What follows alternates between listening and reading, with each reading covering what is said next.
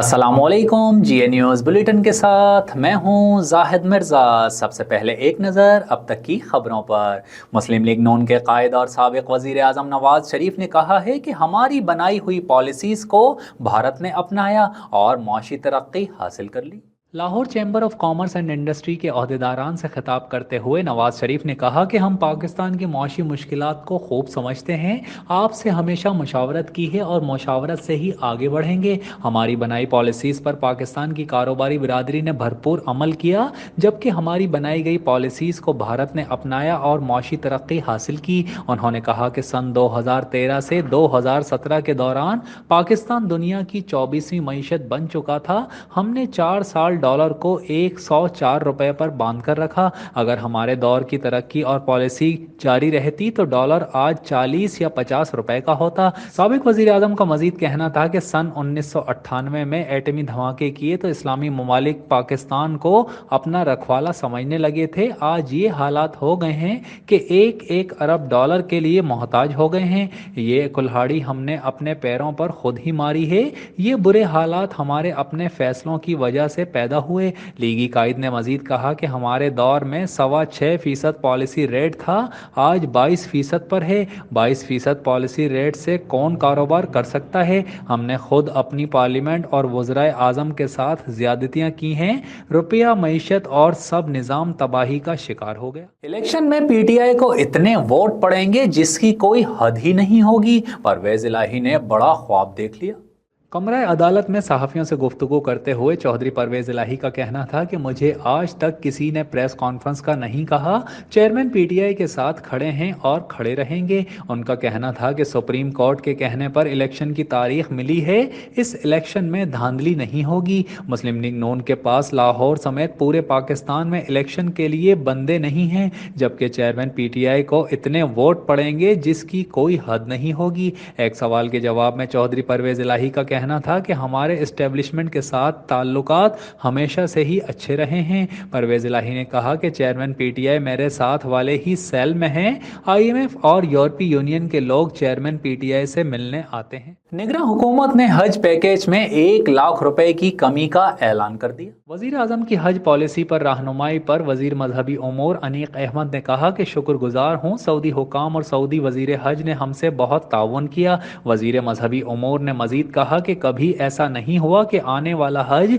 अगले साल की निस्बत सस्ता हो। गुज़िश्ता साल हज 11,75,000 का था, जबकि इस साल हज 10,75,000 रुपए का होगा। इस साल 1 लाख रुपए की कमी की गई है, जबकि मदीना में 8 दिन के बजाय कोई 4 दिन रहना चाहे तो हज पैकेज मजीद 35 से 30,000 रुपए कम होगा। अनीक अहमद ने कहा कि हाजियों को मोबाइल एप्लीकेशन दी जाएगी, वो गुम नहीं होंगे, जबकि नेट खत्म होने की सूरत में भी एप्लीकेशन चलेगी। हाजी दौरान हज ला तादाद कॉल्स पाकिस्तान कर सकेंगे, जिसमें 7 GB का इंटरनेट पैकेज होगा। वजीर मजहबी उमूर ने मजीद कहा कि हम पाकिस्तानी तमाम खवातीन को हुज्जाज को अबाया देंगे, इसकी पुश्त पर पाकिस्तान का परचम भी होगा, जबकि स्पॉन्सर्स स्कीम में कुरानंदाजी नहीं होगी। कम दौरानिए वाला हज भी मुतारिफ करवाया गया है। शॉर्ट हज में आज़मीन को 20 से 21 दिन में हज करके वापस आना होगा। वजीर मजहबी उमूर का मजीद कहना है कि इस बार 1,79,210 हुज्जाज को पाकिस्तान का कोटा मिला है।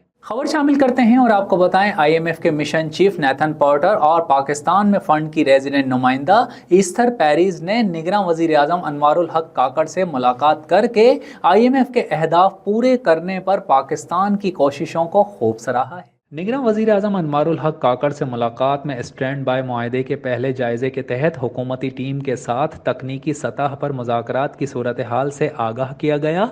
वज़ीर आज़म ऑफिस से जारी एलामिये के मुताबिक IMF के पाकिस्तान के लिए मिशन चीफ नेथन पोर्टर ने पाकिस्तान के प्रोग्राम की 3 माही अहदाफ को पूरा करने में हुकूमत पाकिस्तान की कोशिशों का एतराफ़ करते हुए कहा कि तकनीकी सतह पर बातचीत का मस्बत नतीजा निकला है। एलामिये के मुताबिक निगरान वज़ीर आज़म ने पाकिस्तान के साथ जारी काम पर IMF की टीम का शुक्रिया भी अदा करते हुए कहा कि IMF के साथ मुत्तफ़िका इस्लाहाती कोशिशों के लिए मुस्तकिल हुकूमती अज़म का इयादा किया गया है, जिसका मकसद तवील मुद्दत में पाकिस्तान की मईशत को मुस्तहकम करना है। لیاقت یونیورسٹی ہسپتال کا سرجیکل روبوٹس لینے سے صاف انکار، بنیادی سہولیات کا مطالبہ کر ڈالا۔ تفصیلات کے مطابق لیاقت یونیورسٹی ہسپتال حیدرآباد کی انتظامیہ نے اس سلسلے میں محکمہ صحت کو خط دیا، جس میں کہا گیا ہے کہ ہمیں اربوں روپے کے روبوٹس نہیں بلکہ بنیادی مشینری، سامان اور ہسپتال کی بہتری چاہیے۔ ہسپتال کے میڈیکل سپرنٹینڈنٹ ڈاکٹر شاہد جنیجو نے کہا کہ ہمیں 2 روبوٹس خریدنے کے لیے 2 ارب روپے سے زائد دیے گئے۔ ڈاکٹر شاہد نے محکمہ صحت کو لکھے گئے خط میں کہا کہ ہمیں سرجیکل روبوٹس کی قطعاً کوئی ضرورت نہیں۔ لیاقت یونیورسٹی ہسپتال کو C T scan, M R I, X ray اور لاتعداد دیگر سامان چاہیے۔ انہوں نے مزید کہا کہ ہمیں اپنے مریضوں کے لیے وینٹیلیٹر، ڈائلیسس مشینز اور ان کا ساز و سامان چاہیے۔ یہاں روبوٹ چلانے کے لیے تربیت یافتہ طبی عملہ نہیں ہے۔ ڈاکٹر شاہد جنیجو نے خط میں مزید کہا کہ روبوٹ سے متعلق نگراں وزیر صحت کے موقف کی مکمل تائید کرتے ہیں، لیکن 50,000 روپے میں ہونے والی سرجری 5 لاکھ روپے کروانے کی مخالفت کرتے ہیں۔ خود کو ایف آئی اے کا افسر بتا کر افسران کو انکوائری کے نام پر ہراساں کرنے والا میکینک گرفتار کر لیا گیا۔ ایف آئی اے حکام کے مطابق گرفتار ملزم خود کو ایف آئی اے اور حساس اداروں کا افسر ظاہر کر رہا تھا۔ ملزم سجاد حسین سرکاری افسران کو انکوائریز کے نام پر ہراساں کرتا تھا۔ ایف آئی اے کے مطابق ملزم سرکاری افسران کا کال ریکارڈ حاصل کرنے کا بھی ماہر ہے، جبکہ ملزم متعدد سرکاری افسران سے انکوائری کے نام پر کئی تولے سونا ہتھیا چکا ہے۔ ایف آئی اے حکام نے بتایا کہ ملزم اس سے قبل بھی جعل سازی پر 5 سال قید کاٹ چکا ہے۔ ملزم پیشے کے اعتبار سے گاڑیوں کا میکینک ہے۔ خبر شامل کریں اور آپ کو بتائیں، لاہور کے علاقے ڈیفنس فیز 7 میں تیز رفتار گاڑی کی ٹکر سے ایک ہی خاندان کے 6 افراد کی موت کے کیس میں تحقیقات کے دوران نئے انکشافات سامنے آ گئے۔ رپورٹس کے مطابق کم عمر ڈرائیور افنان کی حادثے سے قبل جاں بحق افراد کے ساتھ جھڑپ ہوئی تھی۔ افنان وائی بلاک سے گاڑی میں بیٹھی خواتین کا کافی دیر تک پیچھا کرتا رہا۔ متاثرہ گاڑی کے ڈرائیور حسنین نے کئی بار گاڑی کی اسپیڈ کو تیز کیا کہ افنان کسی طرح پیچھا چھوڑ دے، لیکن ملزم افنان نے گاڑی کا پیچھا نہیں چھوڑا اور وہ مسلسل خواتین کو ہراساں کرتا رہا۔ رپورٹس کے مطابق وائی بلاک نالے پر متاثرہ گاڑی کے ڈرائیور حسنین نے گاڑی روک کر افنان کو ڈانٹا۔ دوسری گاڑی سے حسنین کے والد نے بھی ملزم افنان کو سمجھایا کہ خواتین کو ہراساں مت کرو۔ اس دوران ملزم افنان دھمکیاں اور گالیاں دیتا رہا اور کہتا رہا کہ میں دیکھتا ہوں تم لوگ ڈیفنس میں گاڑی اب کیسے چلاتے ہو۔ اور اب شامل کرتے ہیں کچھ بین الاقوامی خبریں اور آپ کو بتائیں، غازہ میں فوری طور پر جنگ بندی کے لیے برطانوی پارلیمنٹ میں پیش کی گئی قرارداد کو مسترد کر دیا گیا۔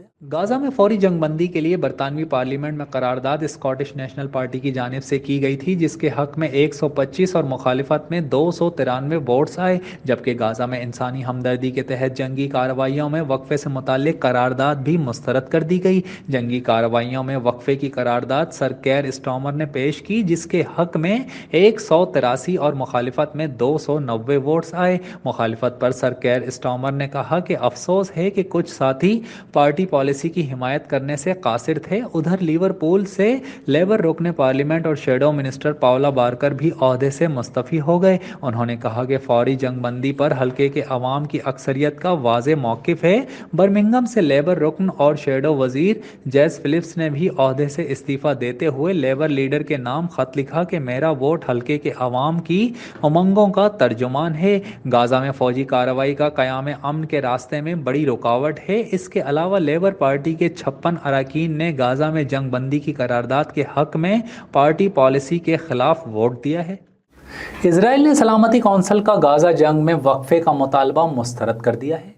یورپی ملک مالٹا کی جانب سے اقوام متحدہ کی سلامتی کونسل میں غازہ میں کئی روز کے دوران انسانی ہمدردی کی بنیاد پر وقفوں اور راہداریوں کا مطالبہ کرتے ہوئے قرارداد پیش کی گئی۔ قرارداد میں اسرائیلی حملوں کے 40 روز بعد اقوام متحدہ کی سلامتی کونسل کے غازہ میں انسانی بنیاد پر جنگ میں وقفے کا مطالبہ کیا گیا، جس کے حق میں 12 ووٹس آئے، جبکہ امریکہ، برطانیہ اور روس نے ووٹنگ میں حصہ ہی نہیں لیا۔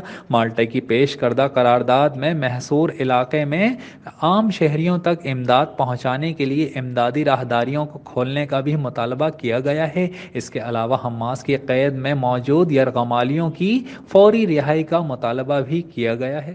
اور اب ایک نظر جی اے اسپورٹس پر۔ نگراں وزیر اعلیٰ محسن نقوی نے وہاب ریاض کو پاکستان کرکٹ ٹیم کے چیف سلیکٹر کا عہدہ سنبھالنے کے لیے کلیئرنس دے دی ہے۔ रिपोर्ट्स के मुताबिक वहाब रियाज चीफ सेलेक्टर का ओहदा संभालने के बाद भी निगरां काबीना का हिस्सा रहेंगे। वहाब इंटरनेशनल क्रिकेट से पहले ही रिटायरमेंट ले चुके हैं। रिपोर्ट्स का बताना है कि पाकिस्तान क्रिकेट बोर्ड जल्द वहाब रियाज को चीफ सेलेक्टर बनाने का कॉन्ट्रैक्ट भिजवाएगा। दूसरी जानिब नवीद अकरम चीमा को पाकिस्तान टीम का मैनेजर बनाए जाने का इम्कान है। नवीद अकरम चीमा माजी में भी टीम के मैनेजर रह चुके हैं। इसके अलावा डायरेक्टर क्रिकेट मोहम्मद हफीज ने कोचिंग स्टाफ के लिए मुल्की क्रिकेटर से भी राबते शुरू कर दिए हैं, जबकि सिलेक्शन कमेटी के अरकान के लिए भी मशावरत का अमल तेजी से जारी है।